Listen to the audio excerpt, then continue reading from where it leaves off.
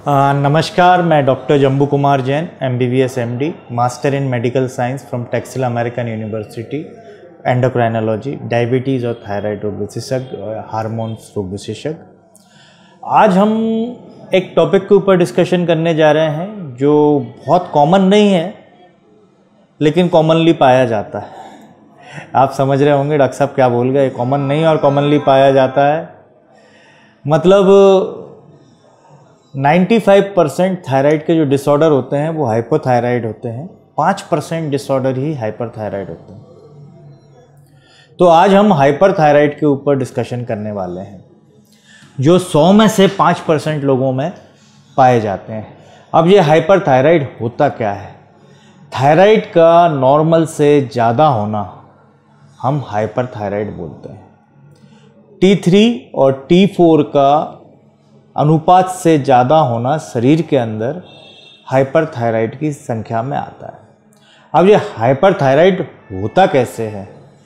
कई बार ये viral infection के कारण भी हो जाता है जो स्वयं हील हो जाता है, जिसको हम थायरोटॉक्सिकोसिस भी बोलते हैं, जो पहले शुरुआत में बढ़ता है, फिर अगर हम उसके साथ कोई छिड़खानी नहीं करते हैं तो ज़्यादातर वो स्वयं ही ठीक हो जाता है। नहीं होता है तो फिर उसको दवाइयों से सही किया जाता है। दूसरा होता है जेनेटिकली कुछ मॉडिफिकेशन हो जाए तो वो हाइपरथायराइड होता है। अब इसके अंदर हमको सिम्टम्स क्या क्या मिलते हैं? चूँकि थायराइड ऊर्जा को जलाने वाला हार्मोन है और अगर आपके पास ज़्यादा थायराइड है तो ज़्यादा ऊर्जा जलेगी। अब ऊर्जा कोई हवा में से उड़ती हुई चीज़ तो है नहीं, आपकी एनर्जी आपकी बॉडी में ही है। अगर वो ज़्यादा जलेगी तो पहला सिम्टम क्या आएगा उसके अंदर? वजन का कम होना, वजन का कम होना। और थायरोटॉक्सिकोसिस या हाइपरथायराइड को हम ग्रेव्स डिसीज़ भी बोलते हैं इसको कई बार। तो इसमें क्या क्या लक्षण हमको देखने को मिलते हैं?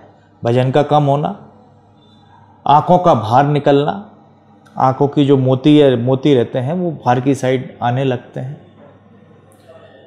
बालों का झड़ना, कमजोरी आना और वजन काफ़ी कम होना। मतलब मेरी इस बात को आप ध्यान रखिए, मैं एक ही चीज़ को बार बार बोल रहा हूँ। वजन काफ़ी कम होना, 5 से 10 किलो वजन कम हो जाता है। कमजोरी का होना, दिल का बहुत अत्यधिक धड़कना, धक धक धक धक धक धक, आपको आपकी धड़कनें खुद स्वयं सुनाई देंगी। जीने चढ़ेंगे तो दिल की धड़कनों के ज़्यादा होना और पसीना ज़्यादा आना, हाथों में गर्मी का महसूस होना और बार बार लेटरिन जाना। क्योंकि क्या होता है कि आपकी बॉडी के जो जो सिम्टम्स हैं अब वो ज़्यादा हो रहे हैं। आप सुपरमैन नहीं हुए, आपकी जो ऊर्जा है वो ज़्यादा जल रही है। जब ज़्यादा ऊर्जा जलेगी तो वजन कम होगा, बट ऑब्वियस है जो शरीर में स्टोर है वो जलने लगेगा। हार्ट जो नॉर्मल धड़कता था अब वो तेज़ धड़कने लगेगा। लेटरिन जो हम पेट साफ जो हमारा होता था, पहले हम एक टाइम जाते थे, अब बार बार जाने लगते हैं क्योंकि हाथों की चाल तेज़ हो जाती है। भूख का भी लगना शायद बढ़ जाता है कईयों में नहीं बढ़ता है या नॉर्मली रहती है। पसीना ज़्यादा आना, बाल ज़्यादा झड़ना, इन सब के कारण चिड़चिड़ाहट का होना, ये कुछ लक्षण हैं जो हमको हाइपरथायराइड में देखने को मिलते हैं। आँखों का भार होना, जिसको हम ग्रेव्स ऑकुलोपैथी भी बोलते हैं हाइपरथायराइड में। इसको हम थायरोटॉक्सिकोसिस के शब्द से भी नवाज सकते हैं।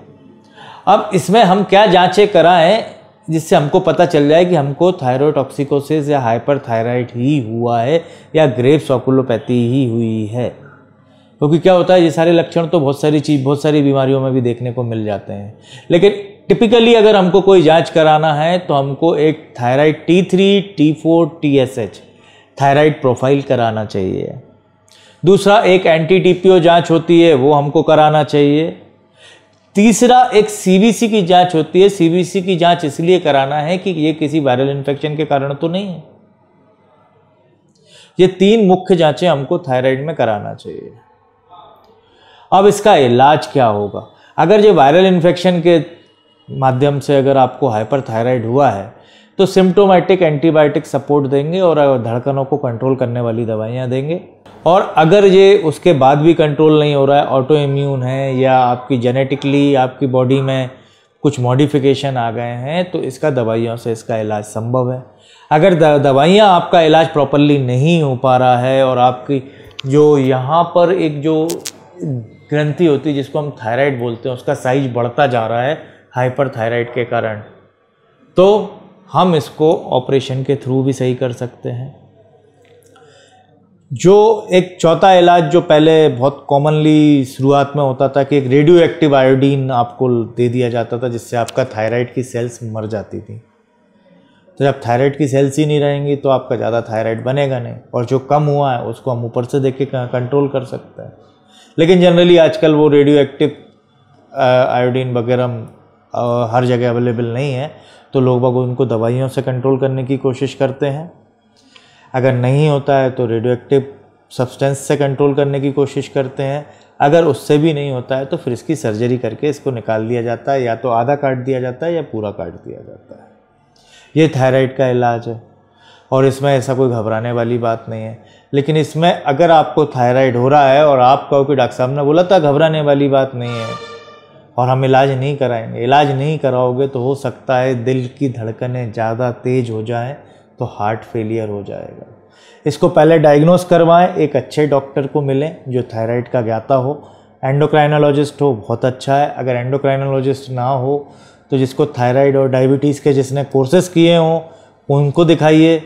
अगर नहीं हो तो भी एक अपने आप को किसी एक अच्छे डॉक्टर को अपने शहर से बाहर जाके दिखाइए, क्योंकि ये आपके शरीर में एक अजीब प्रकार की दुर्बलता, कमजोरी और हार्ट फेलियर जैसी बीमारी ला सकता है, और इसकी इमरजेंसी बड़ी तकलीफदेह होती है। तो अगर आपको मेरे द्वारा दिया हुआ ज्ञान अच्छा लगता है, मेरे द्वारा दी हुई नॉलेज आपको अच्छी लगी है, तो कृपया इसको लाइक करें।